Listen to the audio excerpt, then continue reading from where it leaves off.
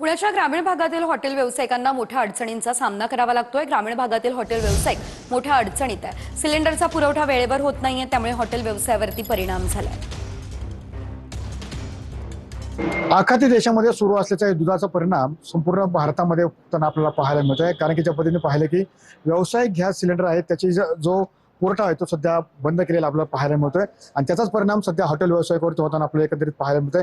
आपण सध्या आलो पुणे जिल्ह्यातील खेड तालुक्यामध्ये या ठिकाणी हॉटेलमध्ये पाहतो की सध्या हॉटेलमध्ये जी गर्दी आहे ती सुद्धा तुरळक होताना आपल्याला पाहायला मिळतंय। सध्याची परिस्थिती गॅस मिळणं अवघड झालेलं आहे। गॅसचा पुरवठा सुरळीत नाही आहे, तेलाचे रेट वाढलेले आहेत, त्याच्यामुळं हॉटेलवरती ताण येतो। भाज्यांचे रेट कमी असल्यामुळं बाकीचे रेट वाढले ते म्हणजे डिफरंट थोडासा जी टाकी समजा 1000 रुपयाला होते तर ती टाकी आता 2000 रुपयाला झालेली, तर त्याच्यामुळे खूप तफावत निर्माण झालेली आहे। खरं तर कुठेतरी हॉटेल व्यवसाय करायचा म्हणलं तर भाज्यांचे दर वाढवावे लागतील।